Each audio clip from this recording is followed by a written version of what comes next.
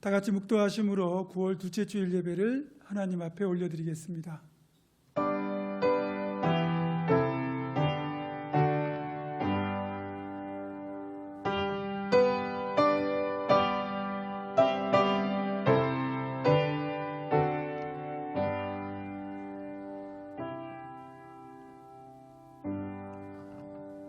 여호와는 위대하시니 우리 하나님의 성 거룩한 산에서 극진히 찬양 받으시리로다.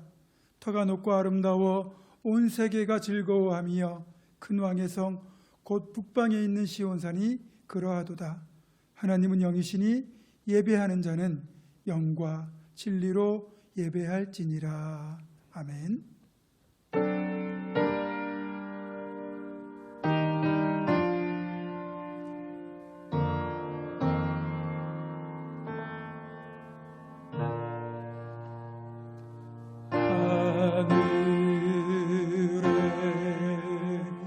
계신 아버지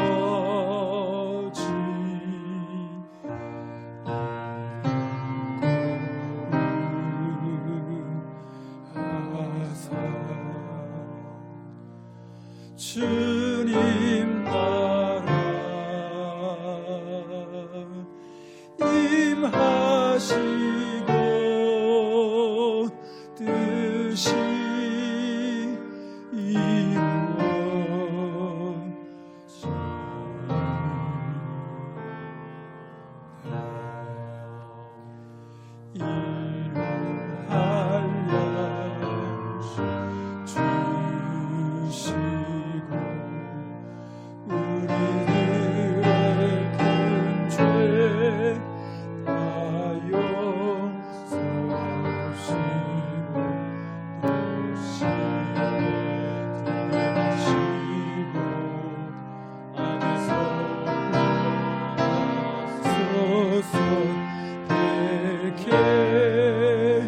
주의 나라 주의 권세 주의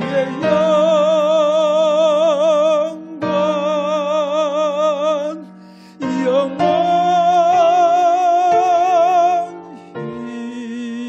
영원히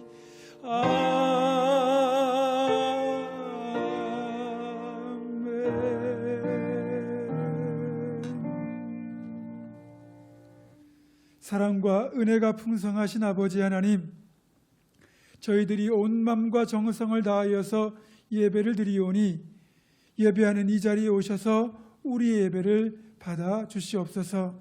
우리의 죄를 대속하시기 위하여 십자가 위에서 흘리신 예수님의 보혈이 우리를 덮으셔서 정결한 몸과 마음으로 예배하게 하시고 구원의 은혜가 강단에서 선포되는 말씀을 통하여 강물처럼 흐르게 하여 주시옵소서.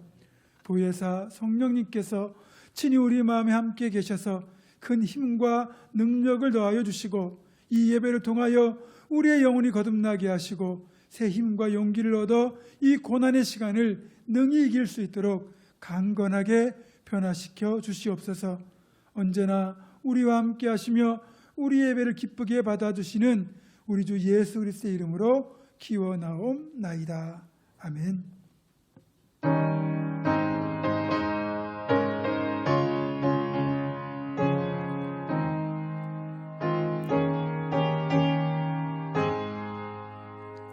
주 예수 내가 알기 전 날 먼저 사랑했네.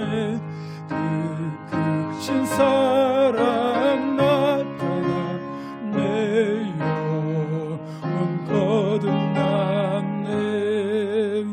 주 내 맘에 늘 계시고 나 주의 안에 있어.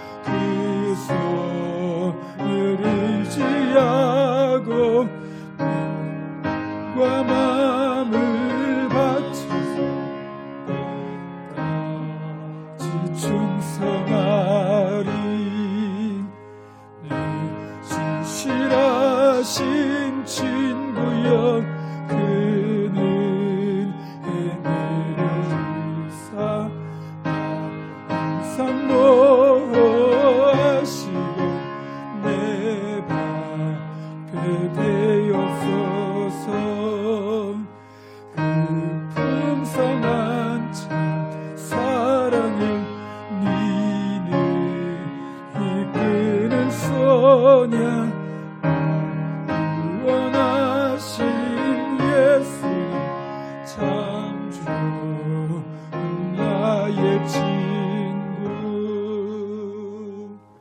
아멘. 이 시간에는 지난 일주일을 살면서 지었던 하나님과 나만이 하는 은밀한 죄를 정직하게 고백하며 조용히 참회의 기도를 드립니다.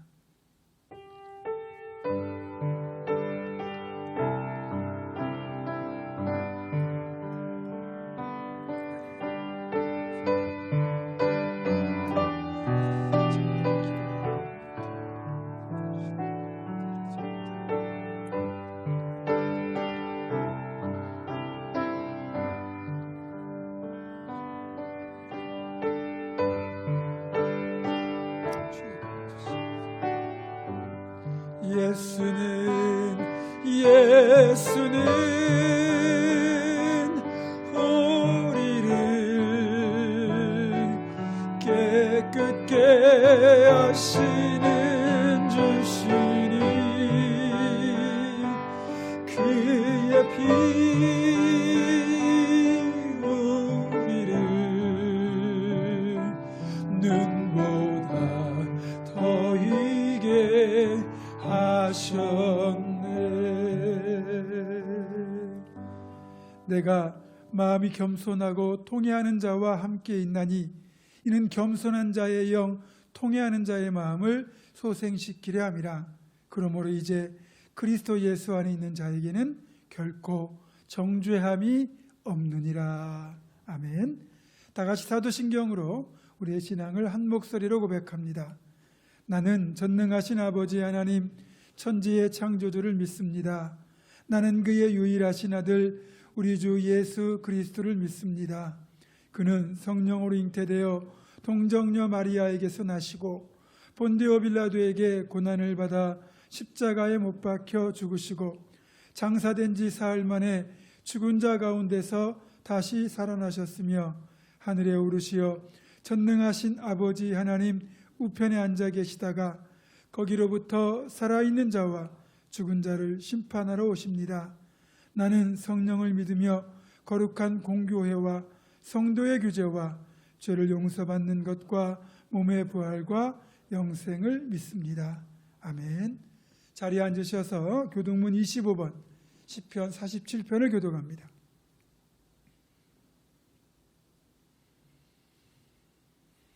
너희 만민들아 손바닥을 치고 즐거운 소리로 하나님께 외칠지어다.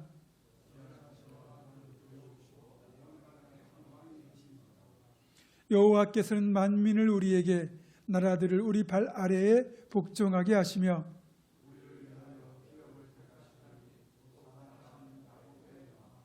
하나님께서 즐거운 함성 중에 올라가시며 여호와께서 나팔 소리 중에 올라가시도다.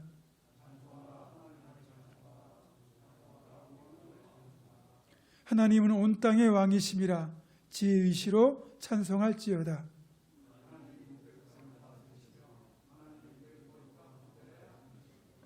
문나라의 고관들이 모임이여 아브라함의 하나님의 백성이 되도다.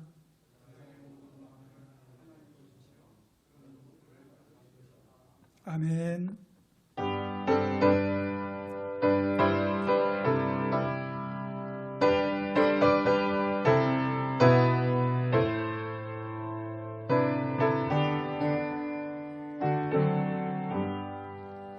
세상 모두 사랑 없어 냉랭함을 아느냐 곳곳마다 사랑 없어 단식 소리 뿐일세 악을 선케 만들고 모든 소망 이루는 사랑 얻기 위하여 저들 오래 참았네.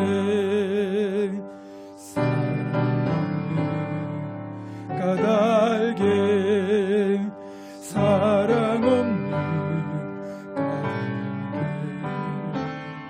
사랑 얻기 위하여 저들 오래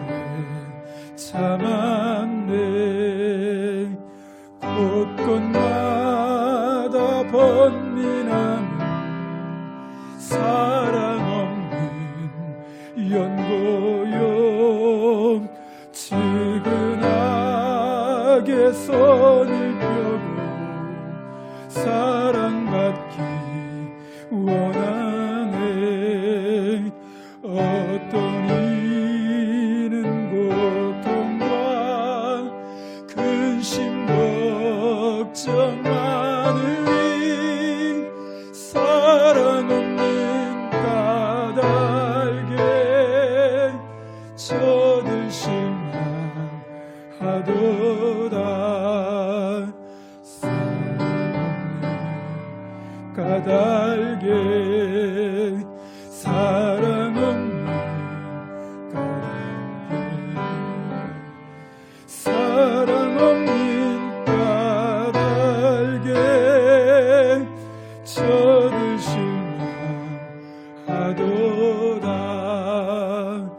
어떤 사람 우상 앞에 복을 빌고 있으며 어떤 사람 자연 앞에 사랑 요구하도다.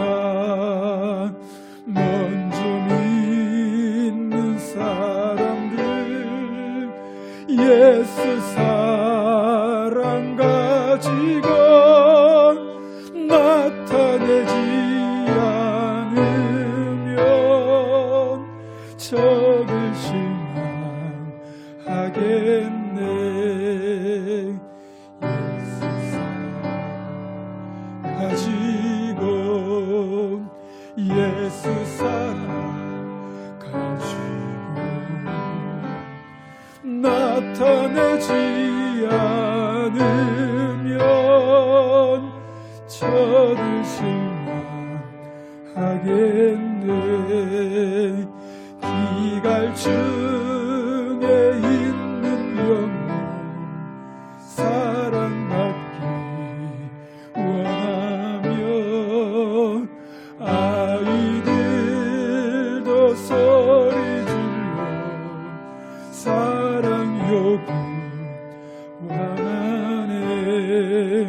저들 소리 들을 때 가서 도와줍시다.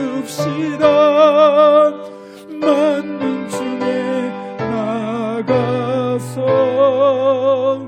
예수 사랑 전하세. 예수 사랑 전하세. 예수 사랑 전하세. 만민중에 나가서 예수 사랑 전하세. 아멘. 이 시간을 대표하여 조재국 장로님 기도하시겠습니다.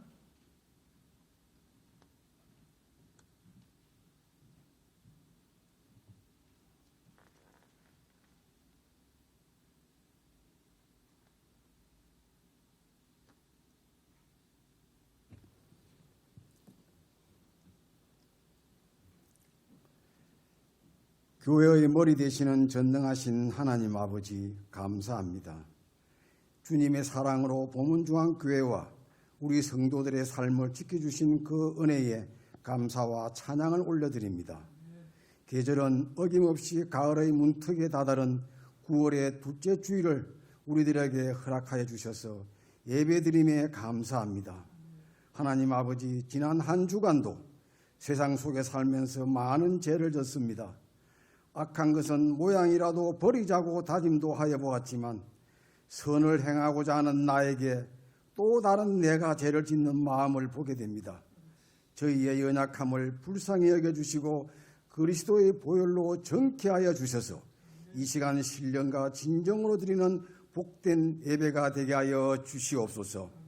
주님, 연초 2월부터 우리를 힘들게 한 코로나19는 수도권을 중심으로 8월부터 재확산되고 있으면 거기에다 기나긴 장마로 인한 많은 비와 홍수 그리고 수차례의 강한 태풍으로 큰 피해를 입고 아직 회복하지 못하고 고통을 당하고 있습니다.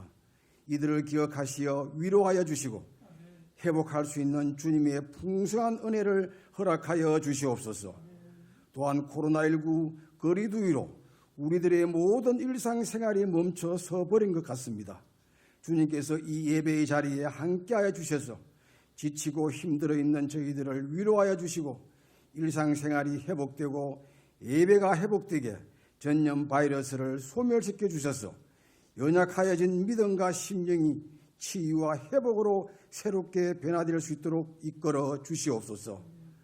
코로나19로 인해 교회에서 예배를 드리지는 못하지만 가정에서, 사업장에서, 직장에서 정성껏 온라인 예배를 드리오니 저희들의 예배와 찬양을 받으시옵소서. 주님, 우리 성도들 어디에 있든지 마음을 다해 예배에 꼭 참석하게 성령으로 붙잡아 주옵소서. 주님 감사합니다. 주님의 몸된 교회를 이곳에 세워주셨고 또 저희 보문중앙교회에 김원석 목사님을 보내주셔서 감사합니다. 우리 보문중앙교회를 통하여 주님의 복음이 세상에 널리 알려져 어둠 속에서 빛을 발하는 꺼지지 않는 등불이 되게 역사하여 주시옵소서. 그리하여 모든 성도들이 목사님을 중심으로 한마음 되어 헌신하며 기도하여 영적으로 양적으로 부흥되어 수년 내에 헌당 예배 드리게 하셔서 주님께서 허락하신 건강한 교회로서의 사명을 다하게 하시어 지역사회에 빛이 되고 영혼을 살리는 복음의 발걸음이 끊어지지 않게 역사하여 주시옵소서. 주님, 몸이 불편하고 힘들어하는 고난 중에 있는 우리 성도들의 주의 날개로 품어주시고 주님을 향한 갈급한 기도의 제목들이 응답받고 치유되고 회복되는 놀라운 체험들이 오늘 온라인 예배를 통하여 나타나게 하옵소서. 함께 모일 수 없는 교육부서 공동체의 어린 미래 세대들과 몸이 불편한 연로하신 어르신들을 지켜주시고 각 위원회와 남녀 선교회와 구역 공동체를 주님 함께하여 주시고 지켜주시옵소서. 주님, 전염병이 확산일로를 치닫고 있는 위험한 환경에서 건강한 목회와 성도들의 안전을 위하여 노심초사하시는 담임 목사님과 네 분의 전도사님을 안전하게 지켜 보호해 주시옵소서. 담임 목사님이 이 어려운 시기에 목회 사역을 감당하실 때 정신적으로나 육체적으로나 재정적으로 어려움 당하지 않도록 모든 환경과 여건을 형통하게 하여 주시옵소서. 교회를 통하여 역사하시는 하나님 아버지, 코로나19로 인하여 한국 교회의 부끄러운 모습들이 세상에 드러나게 되었습니다. 믿지 않는 세상 사람들은 교회와 믿는 사람들에게 실망하며 또 멀리하려고 합니다. 주님, 믿는 자들로서의 특정인들의 무지와 믿음 없었음을 용서하여 주시고 이제 한국 교회가 세상의 등불이 될 수 있도록 오직 주님만 바라보며 기도하게 하셔서 세상의 모든 사람들에게 따뜻한 위로자가 되게 하시고 이 나라를 위해 깨어서 기도하는 한국 교회가 되게 도와주시옵소서. 주님 감사합니다. 지금까지 주님의 품 안에서 저희 교회 고3 수험생 12명을 품어주시고 인도하여 주셔서 감사합니다. 우리 자녀들에게 지혜를 부어주시고 남은 시간 동안 지혜로운 방법으로 시간을 활용하고 공부한 내용을 잘 정리하여 시험을 준비할 수 있도록 인도하여 주시옵소서. 사랑하는 우리 미래 세대들을 주님께 맡깁니다. 이 민족과 시대를 섬기는 하나님의 사람들로 준비하게 하옵소서. 오늘 온라인 영상 예배 설교에 성령의 지혜와 능력을 덧입고 간절히 구하며 대언하시는 담임 목사님의 말씀과 기도에 성령의 기름 부음이 충만하게 하옵소서. 오늘 이 예배에 참석한 우리 성도들 눈은 봄으로써 귀는 들음으로써 영상 예배에 집중하게 하시옵고 저희의 메마른 심령이 목마르지 아니하는 생명수를 마시게 하셔서 믿음 연약한 영혼이 살아나고 병든 자들이 치유되고 보문중앙교회 온 성도들의 가정과 사업장과 직장이 축복의 통로가 되게 하여 주시옵소서. 감사드리며 우리 주 예수 그리스도 이름으로 간절히 기도드리옵나이다. 아멘.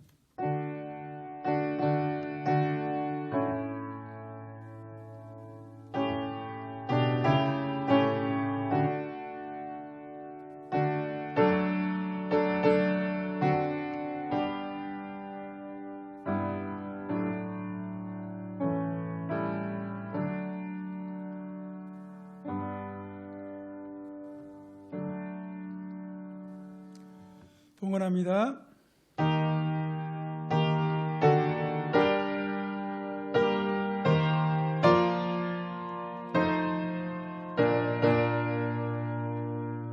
주 앞에 설 때 두려워 말아라.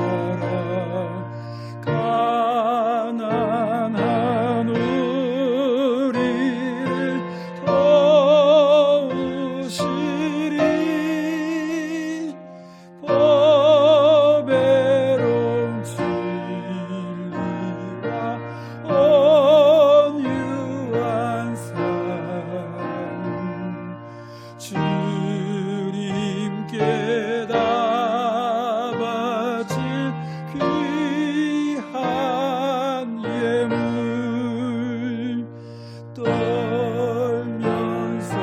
바친 이 작은 예물도 주님은 귀하게 받으시리. 어두운 밤 지나고 새 아침 맞으니 믿음과 소망을 주시리.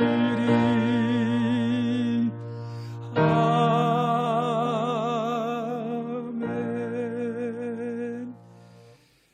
참으로 고맙고 놀라우신 아버지 하나님, 아무리 어렵고 힘든 상황 속에서도 우리들 믿음 잃지 않고 이렇게 예배 자리에 다시 모일 수 있도록 주님 앞에 무릎 꿇을 수 있도록 인도하여 주심을 감사드립니다. 하나님, 세상이 온통 어지럽고 혼란하여도 그럼에도 우리의 유일한 소망이신 주님 꼭 붙들고 이 자리에 무릎 꿇고 있는 사랑하는 주의 백성들 한 사람 한 사람을 돌아보시고 이들이 주님 앞에 거저 나오지 않고 이렇게 예배 가운데 귀한 예물을 믿음의 고백과 감사를 담아 올려드리오니 주님 연락하여 주시고 이들의 살만한 예배신 놀라운 복과 은혜로 넘치도록 가득가득 채워 주시옵소서. 주님의 두 손 들어 성도들의 삶에 복 주시되 육신이 더욱더 건강하여지게 하시고 그 영혼은 날마다 평안을 누리게 도와주시고 어렵게 힘들어도 사업과 직장이 날마다 흥왕하게 하시며 가정과 자녀가 주님 가운데 사랑으로 더욱더 하나 될 수 있도록 역사하여 주옵소서. 몸이 연약한 이들의 온전한 치유 회복, 그리고 군복무 중인 자녀들의 아버지 하나님이시여 건강한 또 제대, 그리고 고3 자녀들의 또 수능 시험까지 하나님 그 모든 가정들을 친히 이끌어 주셔서 우리가 현장 예배로 다시 회복될 때 기쁜 소식을 가지고 마음껏 하나님을 찬양하고 교제할 수 있도록 은혜 베풀어 주시옵소서. 모든 영광 주님께 올려드리오며 우리 주 예수 그리스도의 이름으로 감사기도 드립니다. 아멘.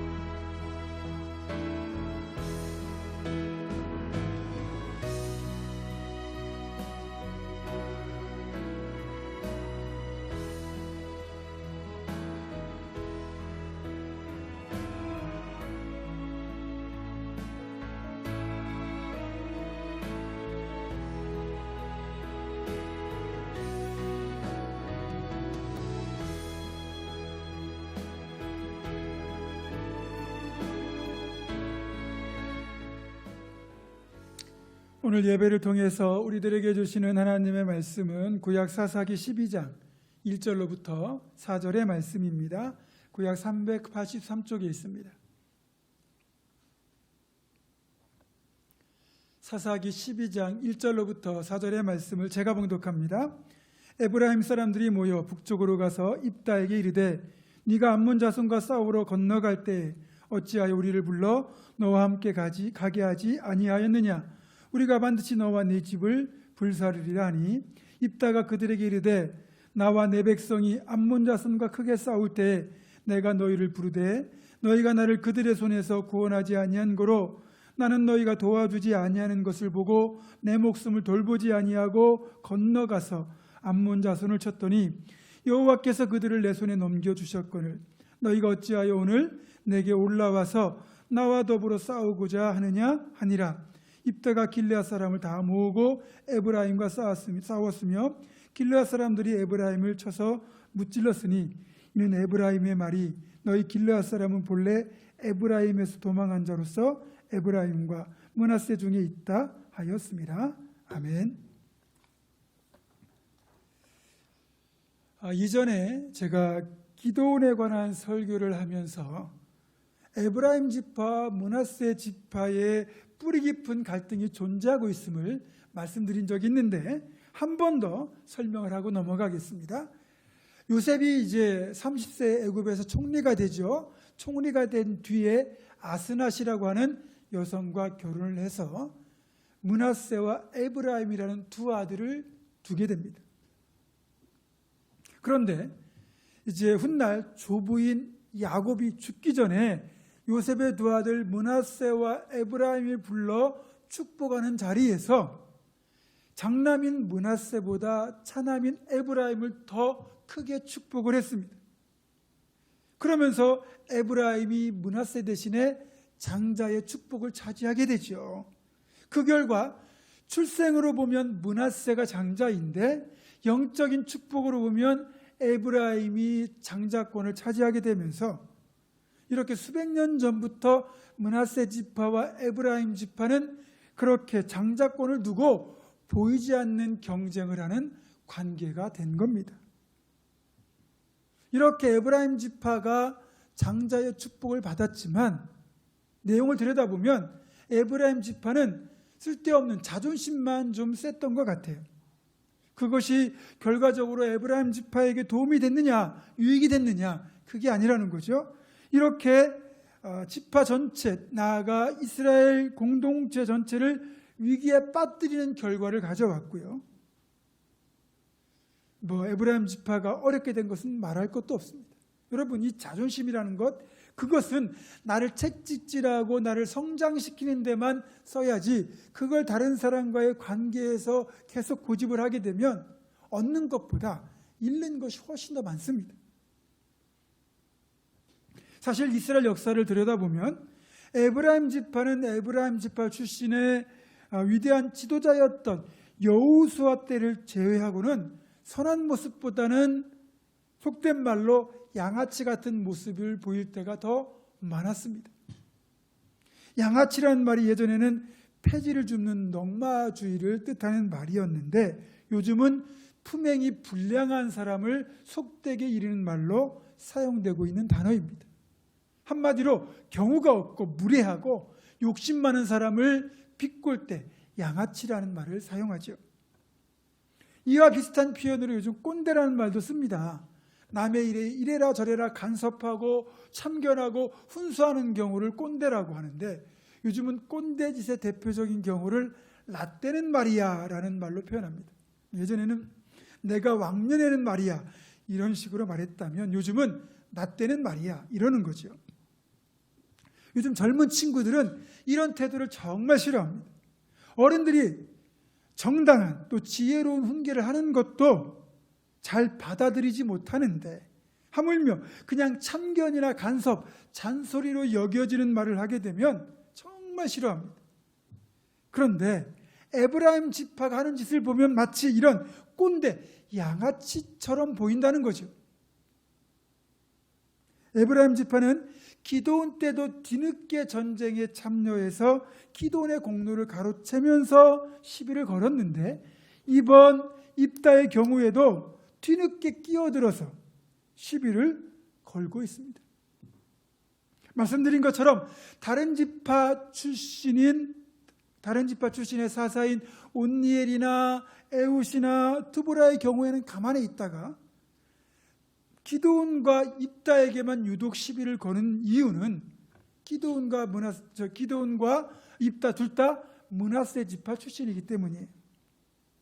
므낫세 지파는 요단 동편의 절반, 요단 서편의 절반 이렇게 자리를 잡고 살았는데 기드온은 요단 서편에 살고 있던 므낫세 지파 출신이었고 입다는 요단 동편에 자리 잡은 므낫세 지파 출신입니다. 어쨌든 기드온이나 입다 둘 다 므낫세 지파 출신이라는 것이 이 에브라임 지파의 심기를 불편하게 만든 것 같아요. 자, 입다는 간절한 승리의 염원을 담아서 지나치게 경솔할 정도로 서원을 하면서까지 그만큼 최선을 다하여 암몬과 싸웠고 끝내 승리를 쟁취했는데 전쟁이 다 마무리된 시점에 에브라임 사람들이 뒤늦게 와서 길르앗까지 그것도 찾아와서 입다에게 시비를 거는 겁니다. 12장 1절은 이 사실을 이렇게 기록하고 있습니다. 에브라임 사람들이 모여 북쪽으로 가서 입다에게 이르되 네가 암몬 자손과 싸우러 건너갈 때에 어찌하여 우리를 불러 너와 함께 가게 하지 아니하였느냐. 에브라임 지파는 자신들도 암몬과의 전쟁에 동참할 의사가 있었는데 입다가 부르지 않았다고 시비를 걸면서 우리가 너와 내 집을 불사르리라 이런 협박까지 서슴지 않았습니다. 그러나 2절을 보면 입다가 분명히 에브라임 지파에게도 전쟁에 참여해달라고 부탁했다는 사실을 알 수 있습니다. 2절입니다. 입다가 그들에게 이르되 나와 내 백성이 암몬 자손과 크게 싸울 때 내가 너희를 부르되 너희가 나를 그들의 손에서 구원하지 아니한 고로 나는 너희가 도와주지 아니하는 것을 보고 내 목숨을 돌보지 아니하고 건너가서 암몬을 쳤더니. 자, 상황을 정리하자면 입다는 암몬과 힘겨운 싸움을 하면서 분명히 에브라임 지파에게 긴급하게 지원을 요청했어요. 그런 절체절명의 상황임에도 불구하고 에브라임 지파는 입다의 지원 요청을 거절했고요. 입다가 오히려 마음을 더 굳게 하여 목숨 걸고 암몬과 싸워서 승리를 거둔 겁니다. 그렇게 입다의 지휘 아래 전쟁이 이스라엘의 승리를 끝났고 에브라임 지파가 보니까 이번 전쟁을 계기로 입다와 므낫세 지파에게 주도권이 넘어갈 것처럼 보이니까 이제는 입다를 상대로 협박을 하고 있는 겁니다. 이런 경우를 사자성어로 적반하장이라고 그러죠. 도둑이 도리어 매를 든다는 뜻인데 잘못한 사람이 아무 잘못 없는 사람을 도리어 나무라는 것을 이르는 말입니다. 에브라임 지파의 행태가 마치 이렇게 적반하장과 똑같다는 거죠. 요단 서편에 있던 에브라임 지파가 요단강을 건너 굳이 길르앗까지 찾아왔다는 것, 그것도 6절에 보면 42,000명이나 되는 군사를 끌고 왔다는 것은 자신들의 요구가 받아들여지지 않으면 입다와 전쟁이라도 불사하겠다는 일종의 협박에 가까운 행동인 겁니다. 그러면서 노골적으로 입다와 길르앗 사람들을 모독하기 시작합니다. 너희 길르앗 사람은 본래 에브라임에서 도망한 자로서 에브라임과 므낫세 중에 있다라고 하는 그 4절의 표현을 통해서 에브라임이 입다와 길르앗 사람들, 나아가 므낫세 지파 전체를 이스라엘 공동체에서 배척하려고 했던 것을 확인할 수 있습니다. 그리고 너희 길르앗 사람은 이라고 하는 이 말은 사실 입다를 직접적으로 빗대어서 비꼬는 모독하는 말이기도 합니다. 입다의 아버지의 이름이 길르앗이잖아요. 그러니까 너희 집안은 또 입다가 이 길르앗과 기생 사이에 태어난 자식으로서 한때 집을 나가서 불량배들과 어울린 적이 있잖아요. 이것을 마치 에브라임 지파에서 도망한 자라고 빗대어 말함으로써 입다의 집안을 직접적으로 모독하고 있는 겁니다. 입다는 이렇게 자신과 자신의 집안 그리고 므낫세 지파를 빗대어 도망자 창기의 자식이라는 이 에브라임 지파의 말을 듣고는 그만 분노하고 말았습니다. 세상 표현으로 꼭지가 돌았죠. 이성을 잃고 분노하면서 받은 모욕을 그대로 대갚아 주기로 결정합니다. 지금까지 전개된 상황을 보고 이제 제가 보자면 저는 에브라임 지파 행동은 비난받아 마땅하다고 생각합니다. 에브라임 지파의 이런 태도는 정말 무례하고 아나무인이고 그리고 잘못된 태도입니다. 하지만 이런 에브라임 지파의 무례한 태도를 처리하는 입다의 자세에도 문제가 있어 보인다는 거죠. 지금 자기를 모독하고 돕지 않았던 이 에브라임 지파 때문에 입다가 품었을 이런 서운하고 분노하는 이런 감정은 충분히 이해가 되지만 지금 입다는 한 개인이 아니라 이스라엘 전체를 대표하는 사람이라는 거죠. 그렇기 때문에 말과 행동을 신중하게 해야 되는 겁니다. 그리고 그런 말이 있습니다. 악마와 싸우다가 내가 악마가 된다. 악마와 싸우다가 그만 나도 악한 일을 하게 될 수 있다는 거죠. 그러니까 아무리 화가 나는 일이 있다 할지라도 그 화를 올바르게 처리하지 못하면 결국 나도 나의 화를 돋군 그 사람과 똑같이 되고 마는 겁니다. 비록 에브라임 지파가 입다와 길르앗 나아가 므낫세 전 지파 전체의 자존심을 건드렸고 그리고 불태워버리겠다는 협박을 했다 할지라도 이들에게 똑같이 돌려주면 입다도 에브라임 사람들과 똑같은 사람이 되는 거예요. 그런데 안타깝게도 입다는 설득하고 포용하기보다는 모욕받은 것을 그대로 대갚아주기로 결정을 했다는 거죠. 입다는 에브라임 지파 협박에 굴복하거나 에브라임 지파를 달래는 대신에 그럼 한번 붙어보자 그러면서 에브라임과 전쟁을 시작했고 이미 기세 싸움에서 밀린 에브라임 지파는 제대로 싸워보지도 못한 채 급하게 자신들의 땅으로 도주하기 시작했습니다. 입다와 길르앗 사람들을 에브라임에서 도망자라고 표현하면서 모독했던 에브라임 지파가 이제는 자신들이 불리하니까 살겠다고 도망을 치는 도망자가 되고 말았어요. 도망자라고 비웃던 그 사람들이 이제 자신들이 도망자가 됐다는 거죠. 그래서 말은 함부로 하는 게 아니라는 거죠. 남을 도망자라고 비웃던 그 사람들이 어느 순간 자신들이 도망자가 되어버리잖아요. 그리고 여러분, 갑과 을의 관계는 영원히 지속되는 게 아닙니다. 사람의 처지는 금세 역전되기도 하죠. 갑이 평생 갑이 아니라 또 을이 평생 을이 아니라 어느 순간 갑이 을이 되고 을이 갑이 될 수 있어요. 내가 지금 갑이라고 하더라도 을을 선대하면 혹 내가 을이 되더라도 그 사람에게 선대를 받을 수 있어요. 내가 행한 대로 돌려받을 때가 많다는 거죠. 그래서 평소 삶의 태도가 내 미래를 결정하는 겁니다. 이제 요단 서편에서 요단 동편으로 되돌아가려면 거기로 오가는 길은 요단 나루라고 하는 곳 외에는 거의 없습니다. 그러니까 다시 에브라임 지파가 자신들의 땅으로 돌아가려면 이 요단 나루를 건너가야만 합니다. 이 사실을 잘 알고 있던 입다는 군사들을 거느리고 요단나루를 먼저 선점합니다. 그렇게 요단나루를 지키고 있다가 이제 요단나루를 건너가려고 하는 사람들이 있으면 그 중에서 에브라임 지파만 골라 찾아내서 죽이는 거죠. 이미 에브라임 지파는 싸울 용기조차 잃어버린 상태에서 무기력하게 죽음을 당할 수밖에 없는 거예요. 자, 그러면 어떻게 입다는 이 요단나루에서 에브라임 지파 사람들만 찾아낼 수 있었을까요? 지금처럼 주민등록증이 있는 것도 아니고 순전히 말투, 발음을 가지고 구별을 했습니다. 이제 요단나루터를 건너려고 하는 남자들이 있을 거 아닙니까? 그러면 이 사람을 붙잡아가지고 쉿볼렛이라는 발음을 시켜보는 겁니다. 이 쉿볼렛은 시냇물이란 말인데 에브라임 사람들은 쉿볼렛을 쉿볼렛이라고 발음하지 못하고 쉿볼렛을 쉿볼렛 이렇게 발음을 합니다. 어려서부터 그렇게 억양이 몸에 배웠거든요. 우리도 경상도에 성장한 분들은 쌀을 쌀이라 하지 못하고 뭐라고 합니까? 살이라고 그러죠. 은혜를 은혜라 하지 못하고 언혜라고 합니다. 아마도 에브라임 사람들에게 이런 언어적 특징이 있었던 것 같아요.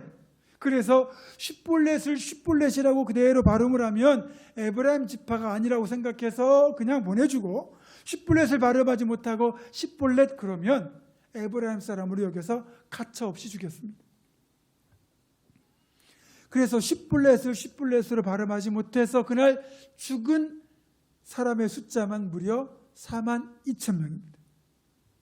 에브라임 지파가 거의 거덜날 정도였습니다. 사사건건 자존심만 내세우면서 시비를 걸던 에브라임 지파는 그것 때문에 결국 화를 자초했고, 누군가의 아버지, 누군가의 남편, 누군가의 아들, 누군가의 가족이 그렇게 하루아침에 죽음을 당하고 말았습니다. 그리고 이날의 비극적인 사건으로 인하여 요단 나루터의 아름다운 흔적은 비극적인 상흔이 있는 곳으로 바뀌고 말았습니다. 요단 나루는 한때 요단 서편과 요단 동편을 연결해주는 요단 서편에 있는 지파들과 요단 동편에 있는 지파들이 왕래를 하는 일종의 연결고리였습니다. 그리고 이곳에서 나라가 어려울 때는 12지파가 힘을 합쳐서 나라를 구했습니다. 왼손잡이 사사였던 에봇은 이곳에서 12지파가 연합을 해서 모압 사람 10,000명을 죽였고요. 기드온은 미디안의 잔당과 그리고 오레카스의 2 방백을 이곳에서 죽였습니다. 12지파가 힘을 합쳐 승리를 거둔 뜻깊은 장소였어요. 그런데 이날 입다를 통하여 에브라임 지파 사람 42,000명이 몰살을 당함으로써 이런 아름다운 역사가 있던 요단 나루터기 동족 상잔의 비극이 있는 가슴 아픈 흔적이 있는 장소로 바뀌고 말았습니다. 사실 에브라임 지파가 잘한 건 하나도 없습니다. 정말 혼나도 쌉니다. 하지만 입다가 이렇게까지 반응한 것은 그 역시 에브라임 지파와 별반 다르지 않음을 보여준 것이고, 그 역시 비판받아 마땅한 부분입니다. 악을 악으로 갚았기 때문입니다. 그리고 이 비극적인 결말은 암몬과의 전쟁에서 승리한 직후에 일어난 일이기 때문에 더더욱 가슴이 아파요. 함께 승리를 기뻐하고 축하해야 될 그 자리가 같은 동족끼리 서로를 죽이는 그런 비극의 장소가 되지 않았습니까? 우리도 일본의 압제에서 해방된 뒤에 남과 북으로 분단이 된 것이 지금껏 크나큰 아픔과 고통이 되고 있지 않습니까? 훗날 이것이 이스라엘 역사 속에 씻을 수 없는 오명이자 아픔이 되었던 거죠. 그래서 오늘은 어쩔 수 없이 양쪽 다 잘못됐다는 양비론으로 나갈 수밖에 없는데, 에브라임과 입다가 갈등을 해결하는 방식에 대해서 잘잘못을 따져본다면 1차적인 원인, 가장 큰 책임은 에브라임에게 있습니다. 에브라임이 정말 잘못했어요. 하지만 그렇다고 해서 입다의 대처를 잘했다고 할 수 없다는 거죠. 결론적으로 말하면 우리는 에브라임이 되어서는 안 되고 입다가 되어서도 안 된다는 것입니다. 이런 경우에서는 기드온처럼 온유한 사람이 되어야 합니다. 그나마 기드온의 경우에는 에브라임 사람들이 시비를 걸 때 이들을 자극하지 않고 온유한 대응을 통하여 평화롭게 갈등을 해결했잖아요. 그리고 우리 주님께서 산상수훈에서 어떻게 말씀하셨습니까? 이런 상황을 맞닥뜨릴 때 어떻게 반응해야 되는지를 우리에게 가르쳐 주셨잖아요. 마태복음 5장 9절입니다. 화평하게 하는 자는 복이 있나니 그들이 하나님의 아들이라 일컬음을 받을 것이며, 또 마태복음 5장 39절입니다. 나는 너에게 이르노니 악한 자를 대적하지 말라. 누구든지 내 오른편 뺨을 치거든 왼편도 돌려대며. 그리고 정말 원수 같은 사람들이 있을 때 그들을 처리하는 방법조차도 내가 하는 것이 아니라 하나님께 맡기라는 겁니다. 로마서 12장 19절입니다. 내 사랑하는 자들아, 너희가 친히 원수를 갚지 말고 하나님의 진노하심에 맡기라. 기록되었으되 원수 갚는 것이 내게 있으니 내가 갚으리라고 주께서 말씀하시니라. 아멘. 다 주님께 맡기고 주님이 기뻐하시는 방식으로 해결을 해야 되는 거죠. 그렇다면 왜 이런 갈등이 발생하는 걸까요?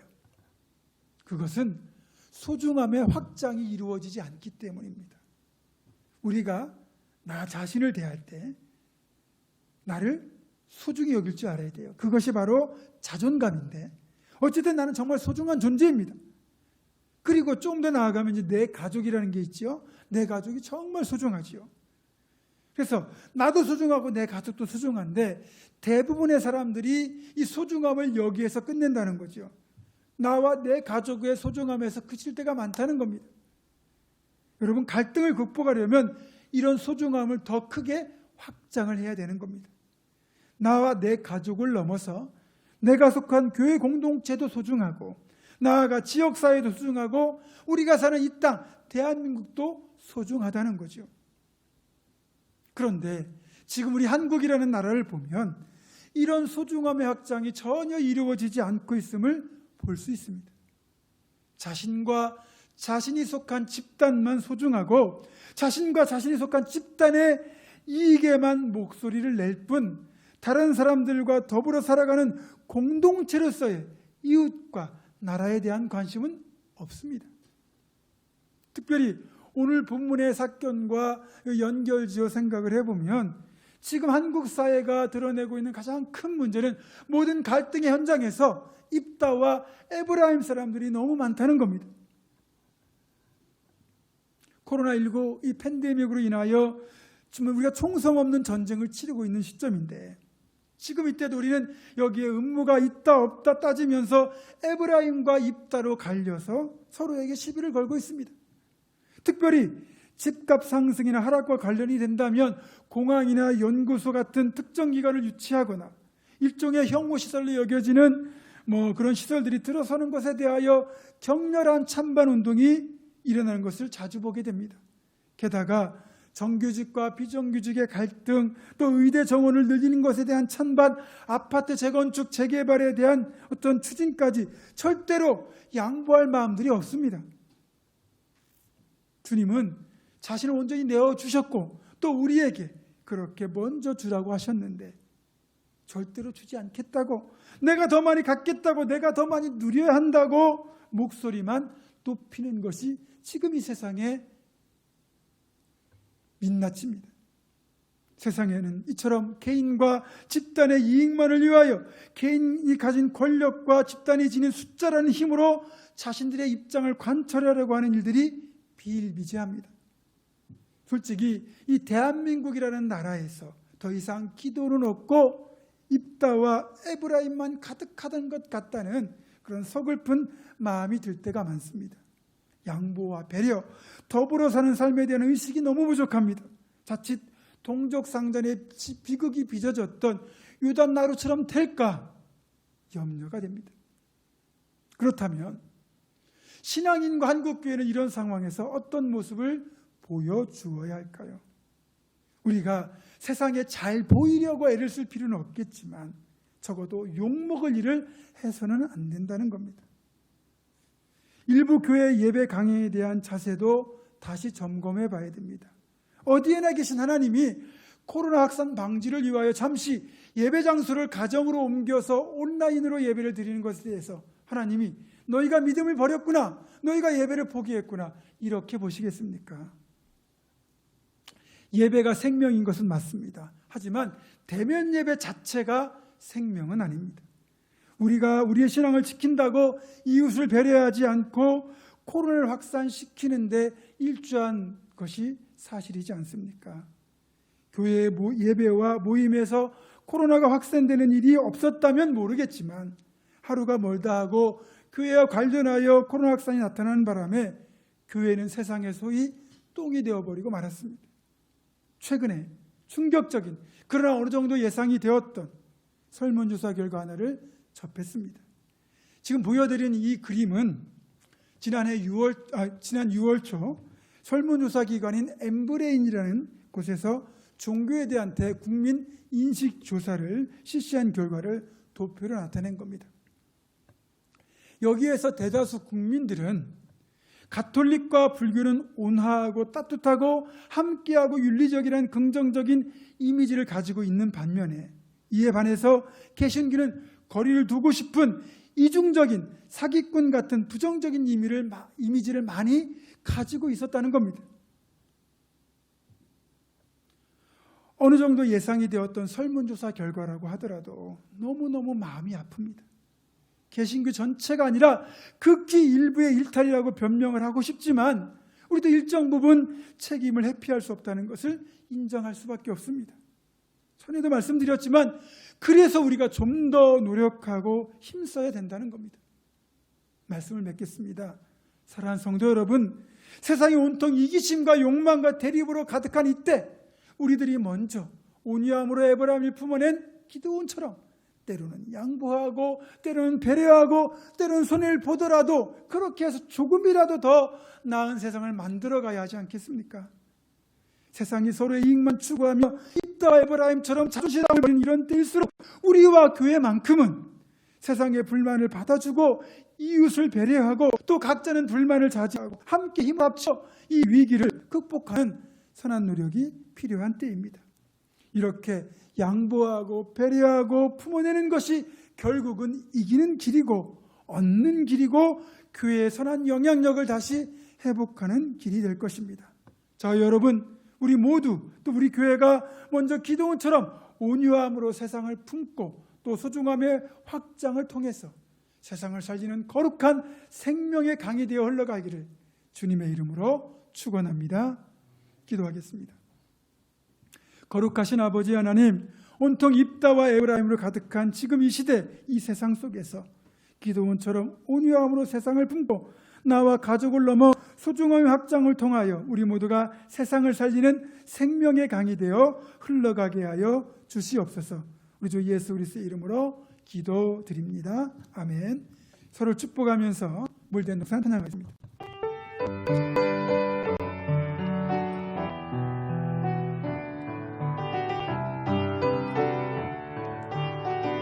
주님 나를 항상 인도하시리.